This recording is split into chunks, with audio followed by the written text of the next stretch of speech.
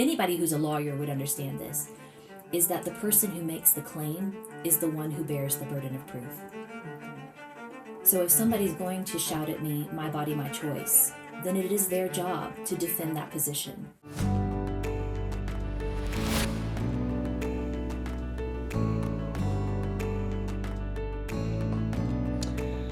Okay, Scott, you ready to really get into it today?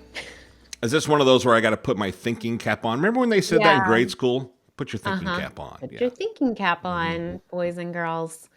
Well, boys and girls, listeners, you're going to want to put your thinking cap on for this and really engage. But the good news is our guest today, who is a friend of mine, has a way of making like complex ideas and arguments very accessible.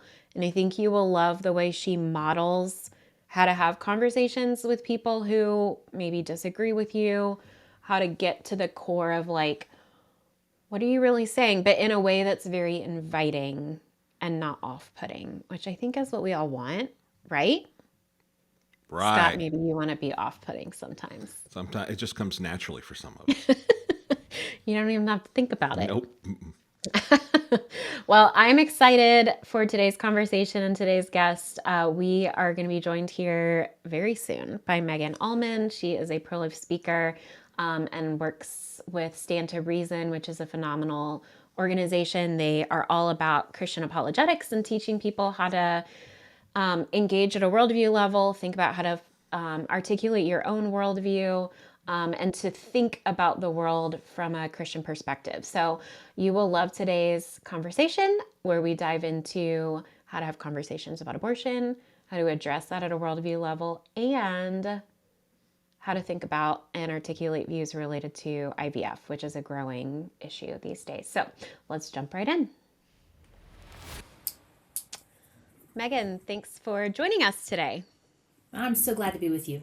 Yeah, we're excited to have conversation. I know you are good friends with and have worked with Scott Klusendorf, who has been on Dear Jane 2 or 3 times now. We both go way back with him through different ministries and things.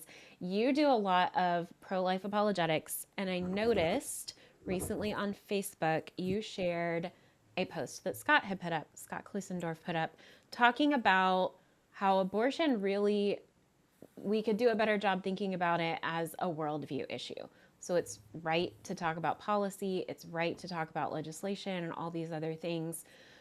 But at the end of the day, as we're talking with people, it really fundamentally boils down to worldview. And I know you talk about that. One of the things he mentioned is that we have to confront abortion at the worldview level. Can you talk us through what that means? How do we think about this from a worldview perspective?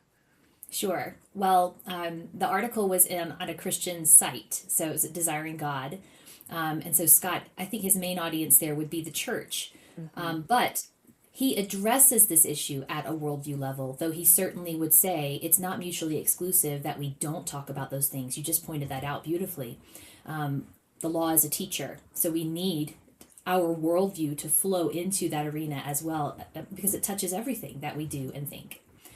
But when we start addressing abortion at a worldview level or pro-life issues at a worldview level, we're really asking the deeper questions about what's driving the issue. So we're hanging out in the realm of ideas, and we're looking at things like, what does it even mean to be human?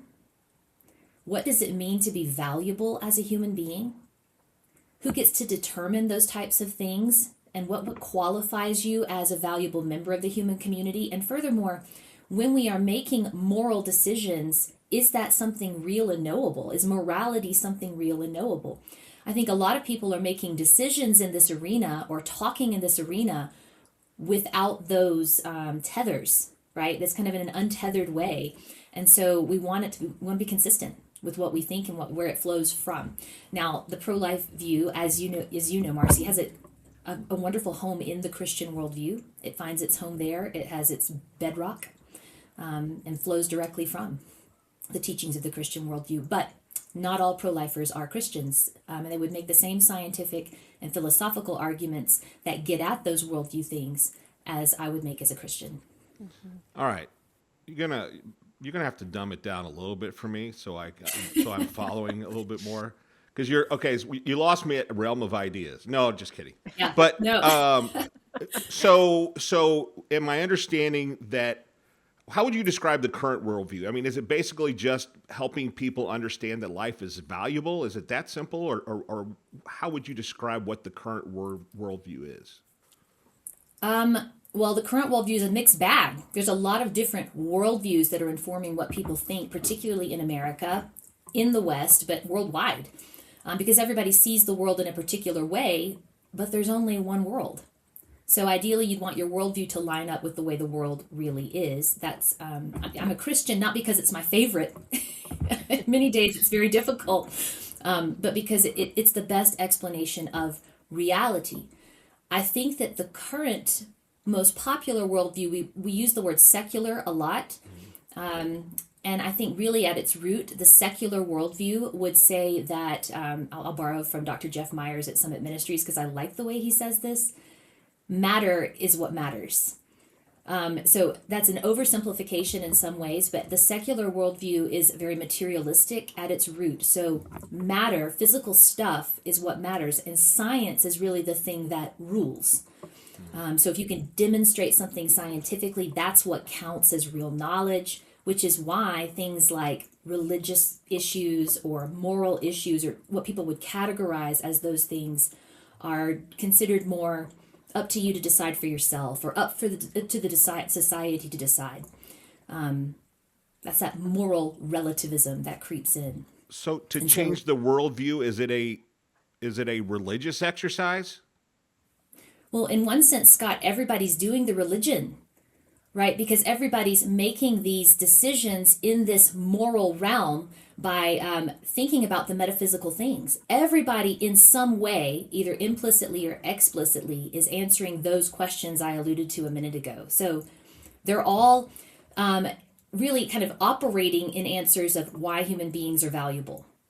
Most of the time, the worldview that we encounter around us would deem human beings valuable because of some kind of performance thing. Mm-hmm.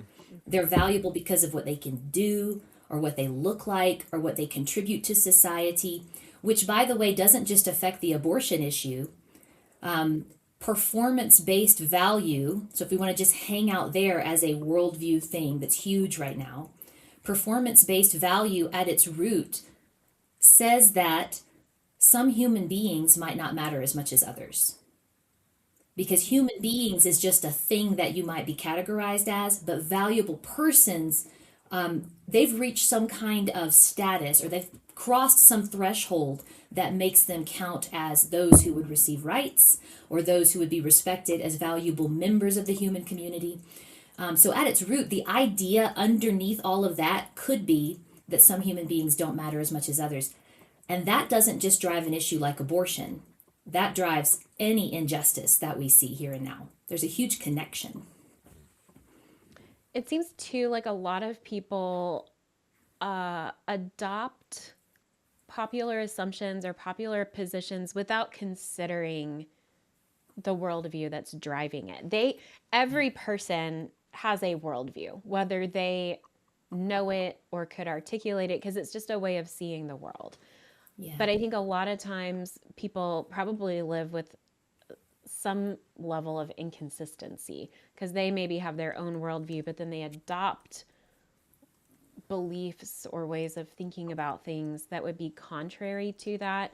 How have you seen, when we talk about apologetics, like giving a defense for something we believe in, how have you seen, or what would you say are the most effective ways of getting people to kind of wrestle with this when they aren't even able to articulate maybe their own worldview?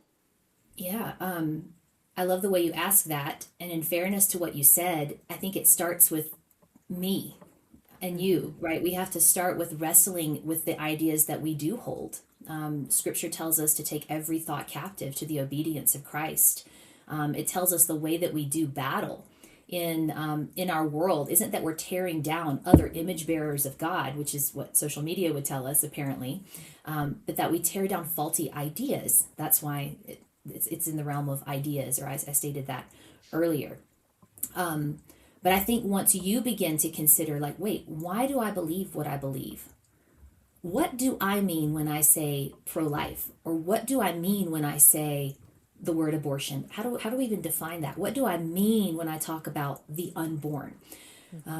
So we have to kind of get that straight first. That's only fair, because we also probably have things we've adopted that we haven't really thought about. C.S. Lewis called those the most dangerous ideas of all, the ones you simply absorb and don't ever consider or think about. With other people, I think that the best way to move forward, the ideal way in a conversation, whether it's with your neighbor or in a legislative environment, in Congress and wherever it might be, is to use really good questions, to seek to elevate the value of the person in front of you, because the pro-life position would consistently say all human beings are image bearers. That's the Christian basis. At the very least, it would philosophically say that all human beings are valuable because they're human. And ask questions of the same nature. When you say that term abortion, what do you mean by that? Like, what is that? How do you define that word? Let's make sure we're operating in the same definition. When you say that they might be human, but they're not valuable, which is, I think, the most common argument we run into now, because the science of embryology has been established for 4.5 decades at this point. When you say human beings might be human, but they're not valuable, at what point would they become valuable? And then you can just continue with that line of questioning. Why would it be that point and not something else? How much of that trait or quality or performance function do they need to have before we have a valuable person? That's these are kind of grounding questions. And then you might even ask, who gets to determine that? These are just, they're questions in one sense, they're not threatening, because you really should be seeking not to trap the person in front of you. That never should be the intent, but to understand where they're coming from. You pointed out a minute ago that people tend to hold these views, especially around these hot button topics. One of the reasons for that is because they have framed the view or absorbed the idea that the view should be framed as a matter of preference, which is that subjective, it's a moral relativism that's kind of crept in. But the other is that these are hard things. These ideas that we're talking about are connected to real individuals.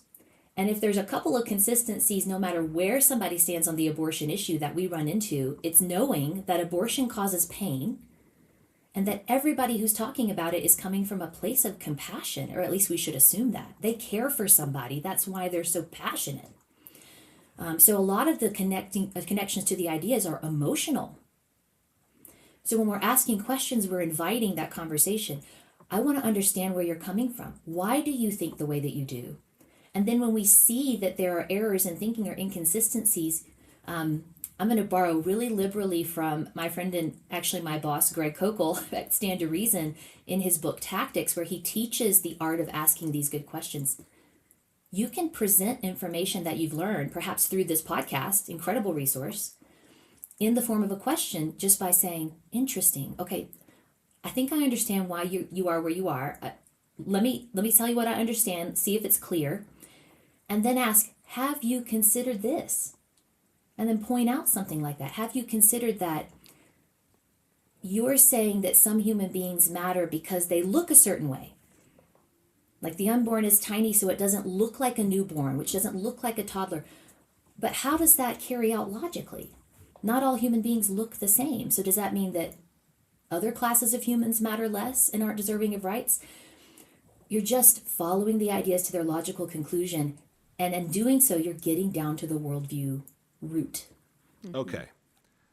I'm still stuck. So, Marcie, truth right here. If somebody said, "What's your worldview?" Could you give a really clear answer? I probably would want to know what they mean by worldview, and if Yeah. they mean it in like a specific context. Okay, because that's where I'm stuck. I'm like, okay, we need to change the worldview, but I'm trying to define worldview. And actually, one of the things I just did was I went to ChatGPT and I said, based upon what you know about me, what is my worldview? And it's really fascinating. I mean, the summary was, if I had to summarize your worldview in one sentence, truth matters, people matter, systems matter, and influence should always respect human dignity. That's my worldview, I guess, according to AI. I still don't fully understand Great. what I mean, if you would ask me, Scott, what's your worldview? I would say we're all image bearers of Christ, and we need to believe that he was God's son. I mean, I wouldn't know how to answer the question. So that's where I'm still stuck on. Before we Yeah. fix worldview, what exactly Yeah. is Let's the figure worldview? out what are we Yeah, talking yeah, about. yeah. Well, okay. At its basis, worldview can be defined broadly in that way. It's the way in which I see the world. And it's really the answers I would give to those most fundamental questions. Where did we come from? Why are we here? Like, do we have purpose? Where is this all going? What's our major problem and how do we fix that problem? What does it mean to be human? And we were just kind of hanging out in that subcategory of what does it mean to be human and valuable? So that aspect of worldview, paired with the other one that I mentioned, I think, is morality something real and knowable? Or isn't it? Is it something you just decide for yourself? If we can get down to those root levels, or those worldview, what do we want to call those, subcategories, those are the two biggies, I think, that are affecting this conversation. So we have to help.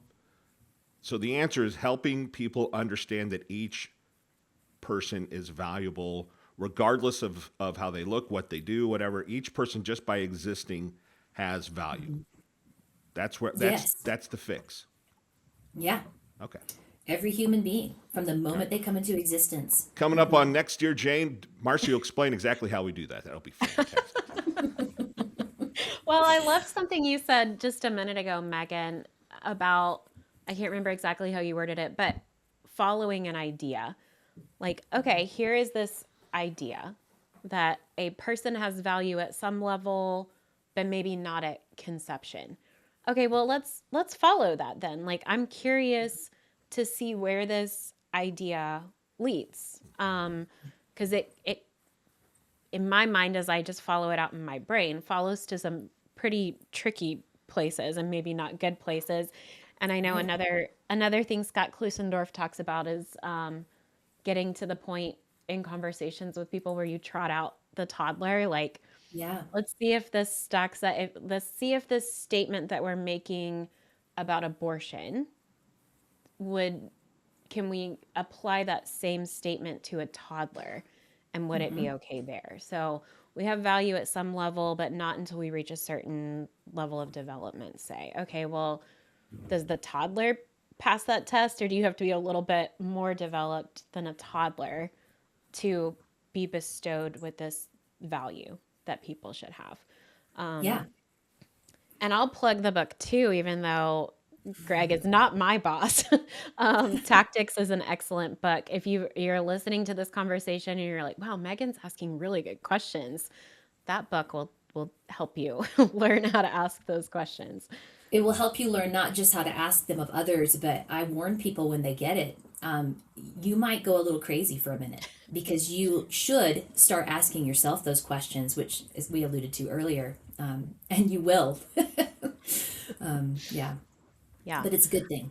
Well, and I think too, the beauty of asking questions is, and hopefully this is really our posture when we're talking to people too, is it shows a level of curiosity that I, as the question asker, have curiosity about this subject, and I'm willing to engage with it. And I want to know more what you think about it so we can engage with that. And it's like you said, it's not to catch people in this gotcha. It's to hopefully we're both on this journey of wanting to arrive at what's true. And it's a very disarming way to get there, versus I think some people think the alternative is I just need to preach at you about what I believe and what my worldview says is true in any given situation. Yeah. I think our posture in those situations is important because the pro-life view, I hold to it because I think that it is objectively true. I think it's actually true, not just true for me, not just the thing I prefer, but it's true, which means it would stand or fall apart from me. My believing it to be true isn't what makes it true. Disbelief in it can't make it untrue if it's true, you know? And when it's that kind of thing, we're operating in a society that has adopted the idea that it's not that kind of thing, that it is a true for me, true for you kind of issue. It's something I created. I'm pro-life because that's the position I prefer. I created my own view around that position, and I call it morally right because I'm the creator of what is morally right. That's that moral relativism when applied to the individual. So no wonder people get upset when their view is attacked. They feel personally attacked. It's theirs.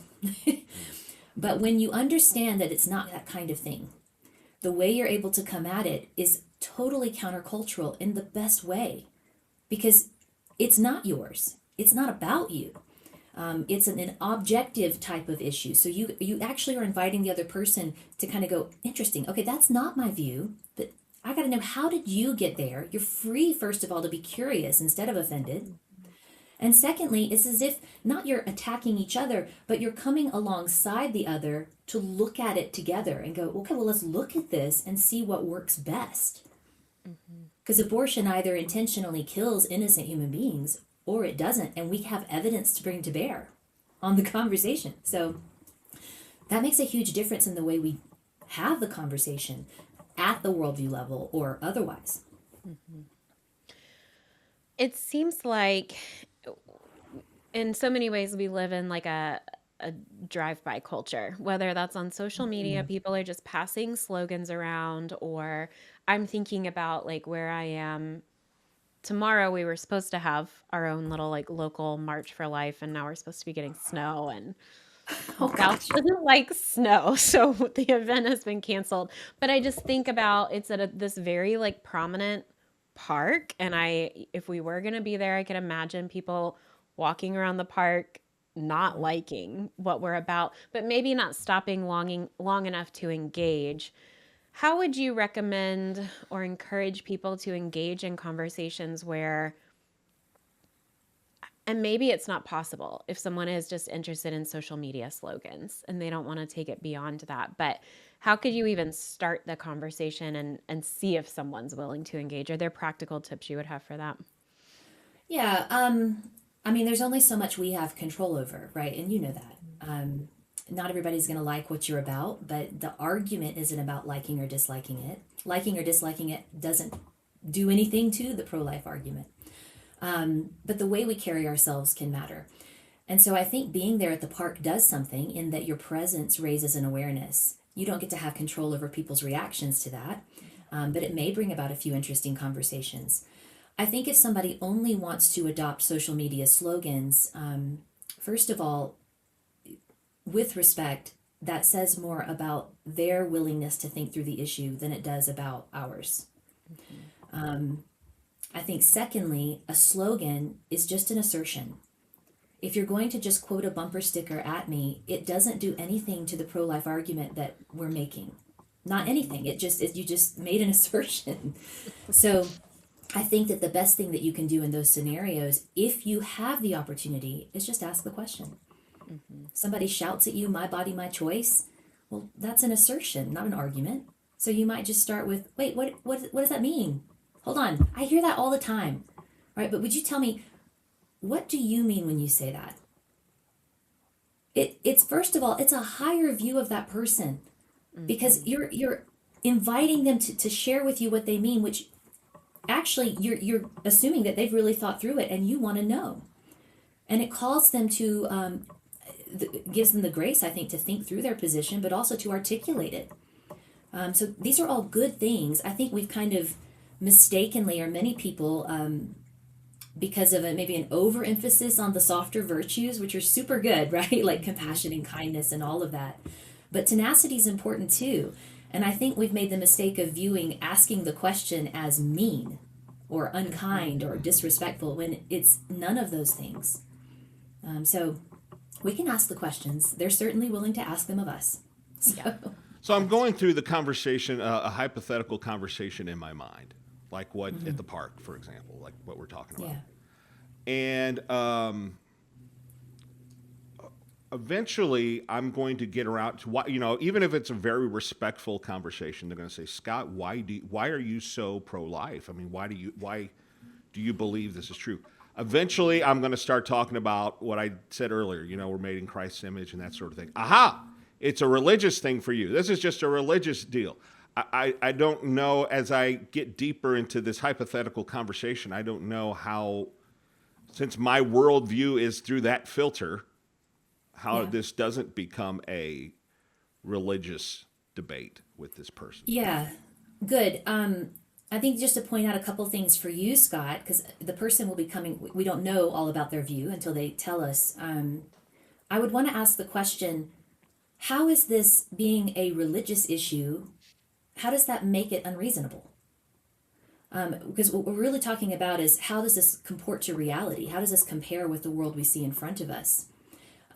Furthermore, when we talk about religion, remember that person too is making assessments about what is true, about what is real, about who counts and who doesn't. These are all, strictly speaking, religious things. Religion, this just came to mind. It comes from the Latin religare, which means goodness. It means it has to do with putting things together, right? So we're all telling stories about ideas about the world around us. Everyone is doing the religion, in that everyone is doing the metaphysics. They're making value judgments. They're talking about the issue. So I'd want to know, how does this being religious make it unreasonable? But I don't know if that's how I would answer a person immediately. I'm not ashamed of the Christian worldview that I hold to as true at all. But because I know the setting that we're in, the better way to answer, why are you pro-life, might be to meet them on equal, well, maybe equal footing, and start with the science and the philosophy. I don't have a problem with that, because if Christ is the person of truth, then anything that is true at all is true because of who he is. So we can talk about science all day, and philosophy, and art, and beauty, and all those things. But I might start with, I'm pro-life because the science of embryology tells me that from the moment of conception, you and I were living, distinct, and whole human beings. And philosophically, there's no difference between that embryo we once were and the adults that we are today that would have justified killing you back then, but not now. And you can walk out the SLED acronym, which I'm sure has been addressed on the podcast before. I learned this wording directly from Scott and have found it to be very effective. But that gives them something to go on. So either way, I don't mind it being a religious argument, but the argument, the core of the argument you're making, is drawn from science and philosophy and grounded theologically. So you started the answer way better than I would have, because I start with, well, because dummy. And I guess that's probably not ideal. No, no, don't do that. That's where I go off the rails. Right? Scott, that's where we all go off the rails. But if we practice what we preach, which we should, and so I'll say, because I know you wouldn't start the argument that way, but for the sake of the conversation, what we have to remember is that we are vying for the unspeakable worth of every single human being. That every individual is intrinsically valuable. That includes the person we're talking to. So if we are failing to respect them, at least as much as we would respect the embryos we're trying to protect, or the unborn children we're trying to protect, then we are being inconsistent, and they probably should call us out on it. Mm-hmm. Now, respect doesn't mean only being sweet and kind and nice. It can be firm, it can be tenacious, it can be those things, but it shouldn't be snarky. Anyway, but I'm sure he or she might be thinking of you as a dummy. That could be the same thing. So I'll check that off my vernacular. Because dummy, not a good way to start my answer. Okay, got that. Yeah. Well, if it's helpful, if they call you a name, yeah. If they call you a name, they also have not addressed your pro-life argument. That's true. Yeah. I like that emphasis of, let's take it back to the argument. What is being asserted? Can we talk about that? Yeah. And I think a lot of times we hear assertions without realizing it, or we hear assumptions and we accept the assumption without questioning that. And that's where we can get stuck in our line Yeah. of argumentation, is we're accepting their premise without engaging at that level. Or we'll go back to tactics. Um, Big rule in engaging with other people, and anybody who's a lawyer would understand this, is that the person who makes the claim is the one who bears the burden of proof. Mm-hmm. So if somebody's going to shout at me, my body, my choice, then it is their job to defend that position. Mm-hmm. It's not mine to defend my own at this time. I should be able to, I should be equipped to. But I think we often, out of our passion, want to jump on the defensive right away. And then we often feel backed into a corner because pro-lifers do not hold the cultural microphone right now. We are not popular. That's not the popular opinion. So I think it's important to remember, like I tell students when I work with them and adults, stamp it on your forehead if you have to. He who makes the claim bears the burden of proof. So if someone else says something, invite them to defend it.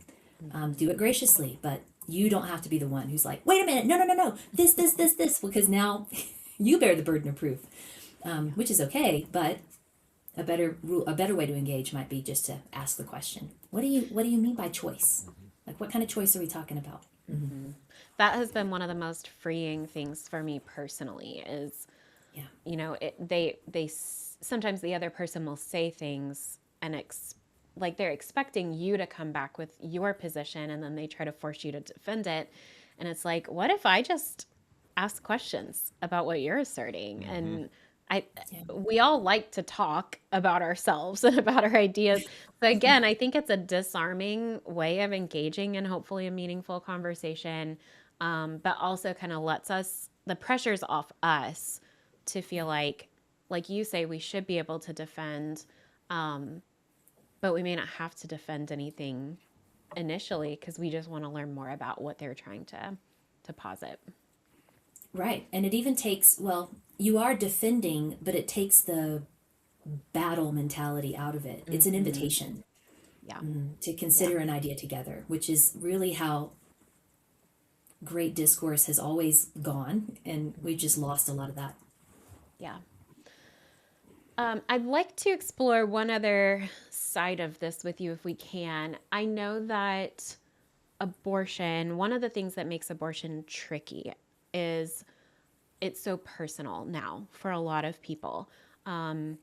They have either experienced an abortion themselves, a family member has, they've walked with a friend through it. And so there's that.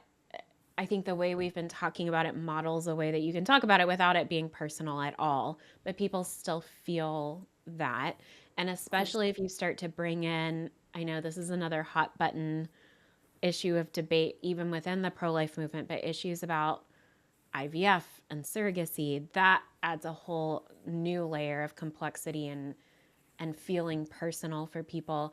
How would you encourage people to think about these types of conversations, knowing how emotionally charged they can be, knowing that the person they're engaging with may have a personal story or connection to abortion?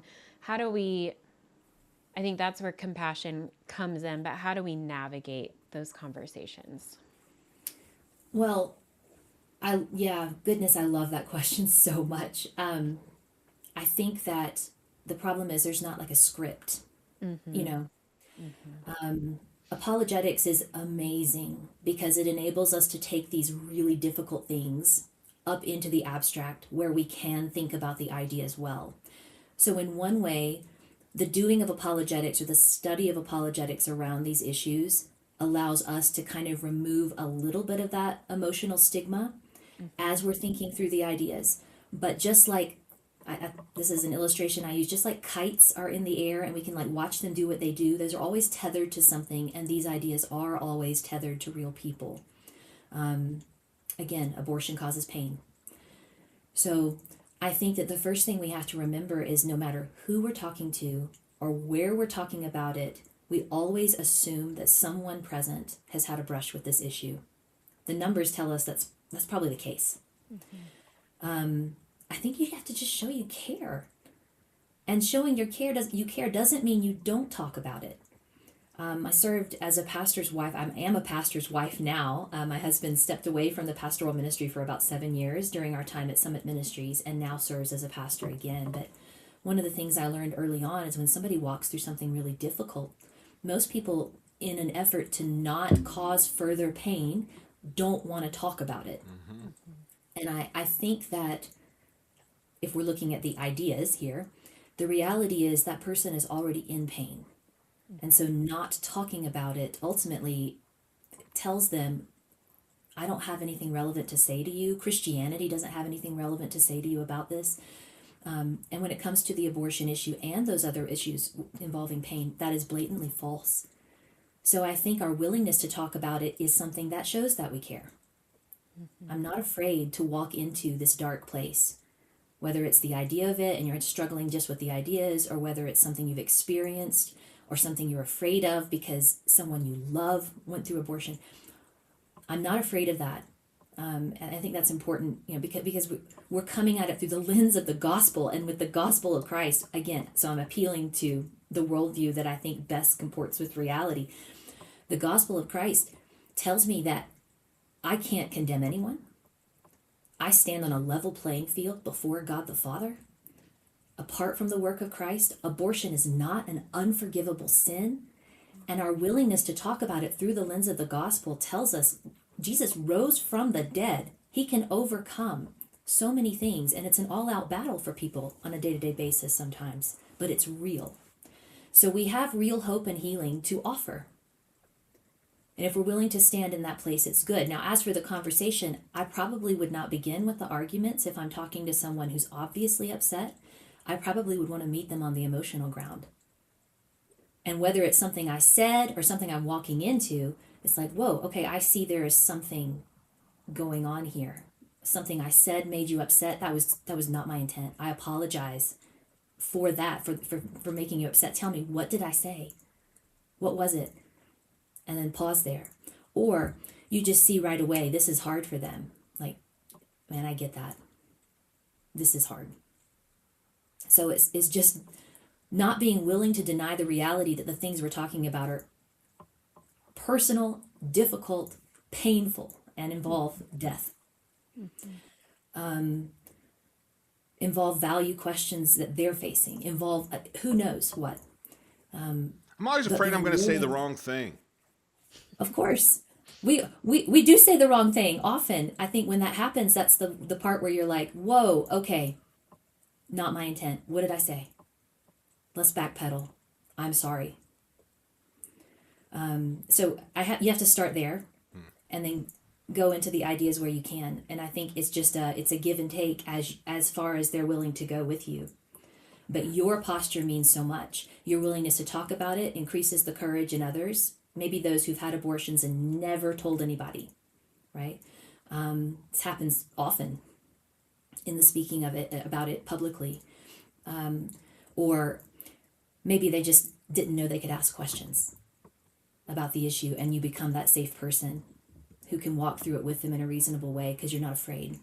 Mm-hmm. So you mentioned so many other issues besides just abortion, and you're right to make the link. IVF is huge in our cultural conversations right now, in vitro fertilization. I'm getting more and more questions about it from audiences when I speak on the issue. And it's kind of been like, whoa, okay, where did this come from? It's always been there, but now it's consistently every event. What's your position on IVF? What part of it are we talking about? Because that's a huge issue. Mm-hmm. Did we want to go into that a little bit, Marcie? Because that was part of the question, but there was it was like a two-part question. Yeah, I think we can. Obviously, like you just said, there's so many different parts of this. I think what I'm seeing is the pro-life movement is starting to talk about it more as maybe as more of like a blanket, like bad thing. Like we shouldn't be engaging in IVF. And I think where people are struggling is, whoa, why is the pro-life movement against bringing more children into the world? That's the assumption, right? And Yeah. then you hear about like, oh, the Trump administration is trying to make it more accessible. And you would think, oh, that's a good thing. We're bringing more babies into the world. So I think maybe unpacking a little bit why people who are pro-life and pro-babies and all of that would have hesitation or be against IVF Right. is a good place to start. So good. Yeah, there's a lot, I think, culturally that brought it to the forefront, including what the Trump administration brought about last October and even prior to that, talking about it. But in the Alabama Supreme Court case last year, which was an interesting one, because through the grapevine, what came to us in social media was Alabama's outlawing IVF, which was not the case at all. Right. It was it was a civil case involving wrongful death because of some embryos that had been accidentally destroyed. The Alabama Supreme Court all the while viewed them as human beings. So that was never the thing in question. Yeah. Anyway, but it's there and people are talking about it. I think the relationship is goodness. Let me try to give a framework because the pro-life community, there is a spectrum of views on in vitro fertilization. I don't think anybody in the pro-life community is like wholesale, go conventional IVF. So that's important to note. And the reasons are because we are dealing with the creation of invaluable human life, right? And the handling of these tiny human beings, these vulnerable human beings. So just the nature of the technology in general, some in the pro-life community, including my Catholic friends, would hold to a theological opposition of IVF. So they would say it's morally wrong, but they would say it for theological reasons because when you go about practicing this type of artificial reproductive technology, you're separating the unitive aspect of the sexual relationship in marriage from the procreative aspect. And they would say that that's going against the design. So they would wholesale say IVF should not be happening because of that. Now, I don't know any of my Catholic friends who would say that those children who were created through IVF are not image bearers of God. So I think that's important to say because there are a lot of kids who maybe have heard the teaching who walk around going, wait, what does that mean for me? Am I not a real person of value? Every human being, from the moment they come into existence, bears the image of their maker. Full stop on that one. There are Protestants in the pro-life community and others who would say that IVF is wrong for those same theological reasons. But there are also those in the pro-life community who would look at artificial reproductive technologies and say that they may be acceptable in some circumstances. One, because the use of technology is a way that we can at least help relieve effects of the fall in a good way and help human beings flourish. Those who would argue for something like a conservative view on IVF might say that infertility is a physical defect, just like the malfunction of any other organ system that we would use medical technology to alleviate. And so because technology is part of God's good grace to us, this may be a way that you could move forward that's morally acceptable, but it would come with certain boundaries. They might also say that when it comes to the practice of these technologies, which there are so many that we're able to do now, it's actually quite frightening. It brings about the great Jurassic Park question, though the question was in place before that. Just because we can, should we? But biblical boundaries surrounding something like IVF might say things like, biblically speaking, procreation is to happen within marriage. That means that if you bring in a third party, even a third party gamete, like an egg or sperm, that's problematic because the Bible is very clear on its teaching on what marriage should look like. One man, one woman, one flesh, and one lifetime, right? Another biblical boundary definitely would be the moral status of that embryo. It is a human being of intrinsic value, just like you and me. So any type of technology that would degrade that value or would destroy those human beings is out of bounds, biblically speaking. And because conventional IVF there are many reasons for this. It's expensive. The creation of embryos is what's expensive in the lab. In vitro just means in glass. So that's where we get the term. but the creation of those embryos is the part that's expensive. The number of embryos created isn't so relevant to the expense. It's the process. And so conventionally speaking, doctors will advocate for creating 10, 11, 12 embryos so that implantation might be more successful. That's problematic because how many embryos can you carry at one time? Each cycle, 1 to 3 embryos would be implanted. In Australia, I think it's illegal to implant more embryos because that would cause maybe multiple children in the womb, which could create problems. And then a doctor would advocate for selective termination of those extra embryos. That's abortion. Mm-hmm. So things that would involve something like that are out of bounds. Mm-hmm. And then those extra embryos, what do we do with those? Right now, the practice is typically they're either discarded, which means intentionally killed. That's wrong. Given up for medical research, which also most of the time means intentionally killed, which is wrong. Or cryogenically frozen until they can be implanted at a later date, which is at least morally problematic because as those embryos are thawed, some are lost along the way. I haven't looked in a minute, but I think the numbers of success for IVF treatments for women 35 and under is around 30%. So the pro-life community has major qualms with a technology with that much loss of human life that's involved. Given the spectrum of views, it doesn't mean that it's never wrong or it's always wrong to walk down that path, but it would be in such a way that would probably go against conventional medical wisdom. It would be in such a way that would not want the embryos to be pre-implantation genetically screened so they can be graded, which is a conventional practice, so that those that are less valuable are just discarded or less viable, right? They're all children. Just this, like there's so much to this conversation, but just these things, not to mention the way that the practice is done. How do they get the sperm? Well, it's typically men going into the clinic and the sperm are given over through masturbation. Often pornography is involved. That raises other moral issues. Just because we can, should we? Yeah. So as we're looking at that and even the whole picture, are we viewing children as things that we can generate and buy and sell and control? Or are they gifts, which is very much the biblical picture? Children are gifts from God. They are neither rights nor commodities, and they shouldn't be viewed as such. So I think maybe that's enough to kind of give a picture of why the pro-life community is very hesitant toward a push for wholesale in vitro fertilization. We're certainly in favor of children being born. We're certainly in favor of more children, more parents.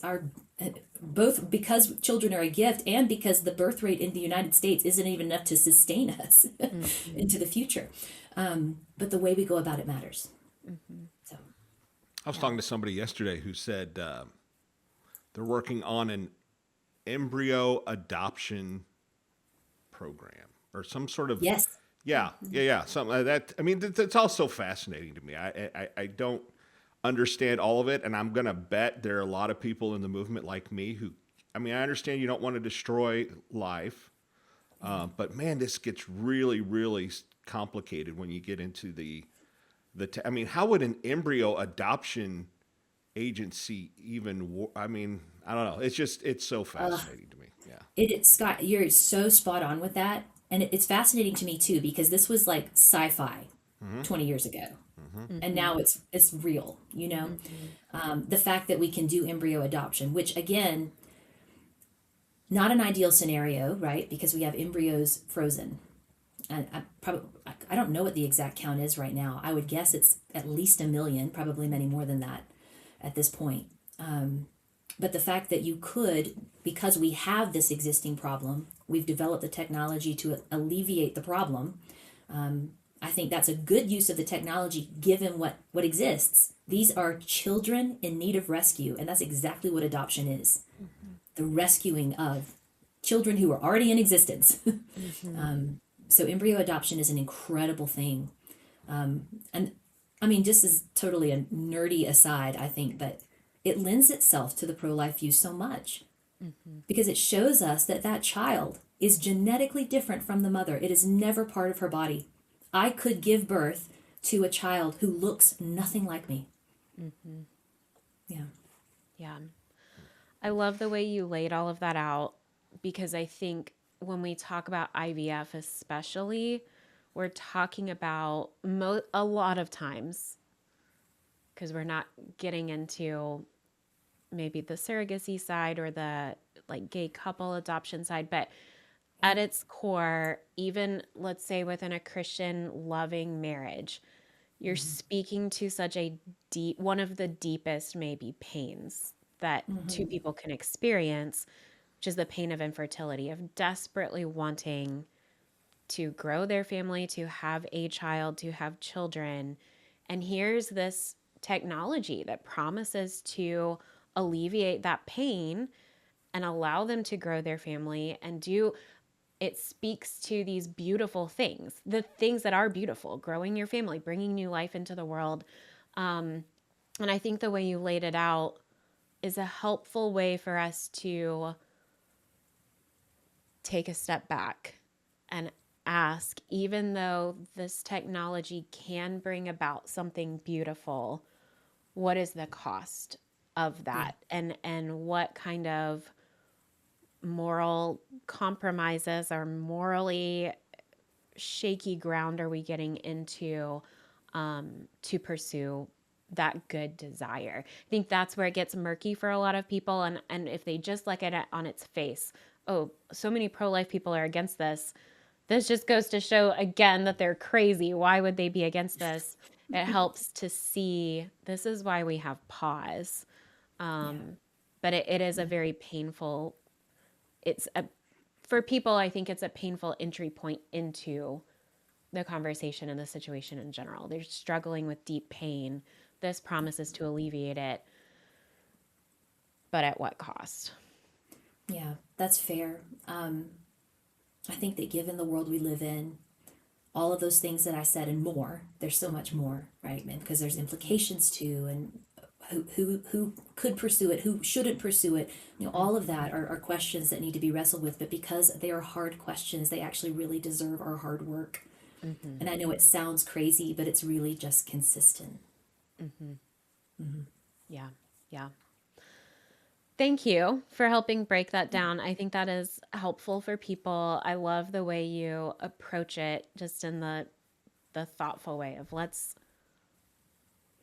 Take a step. not that we're take a step back. Obviously emotions are still going to be involved, but let's take it apart a little bit and look at the different pieces and what is when we then put the pieces together, what is this thing that we need to look at? I wouldn't I'm be where curious. I am with it just quickly without Scott Klusendorf, thinkers like Scott Ray, Ben Mitchell, and others. I mean, just there's so many people doing excellent work. People named Scott tend to be pretty brilliant. So Incredible, that makes incredible sense. human beings, exceptional. That's just what I was going to ask you is what we've talked about Greg Kokel's book Tactics, and we can link to that because I just think that one is phenomenal. What other books or podcasts or people, like maybe if you can promote some good voices in this topic, could people look into if they want to learn more? I love it. Well, I'm at Stand to Reason, easy to remember, str.org, and there's a lot of content there over their more than 30 years of existence, by way of articles and podcasts, et cetera, et cetera. Scott Klusendorf is someone whose legacy I can only hope to uphold and perhaps add to what I can, but it's incredible. He wrote The Case for Life, which is where you can find this and more on how to defend your pro-life views. Let's get the second edition, Case for Life. And then there are just great bioethicists doing incredible work out there as well. Ben Mitchell I named. Christopher Kaiser is a great Catholic ethicist. Scott Ray, who teaches out at Biola University. His book, Moral Choices, incredible, because Scott's in every arena. He's not just an academic teaching bioethics. He works on hospital boards, legislative boards, in his church with real people. So his is a wonderful resource.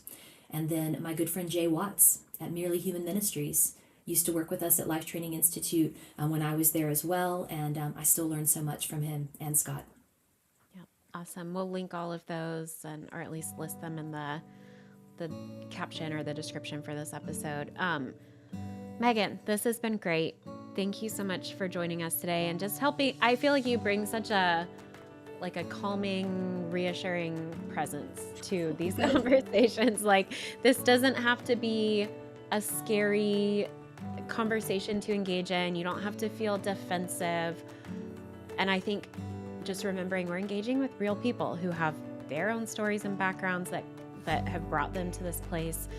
So I think just the way you go about it is incredible. And thanks for sharing that with us today. No, thank you for the kind words. Appreciate it.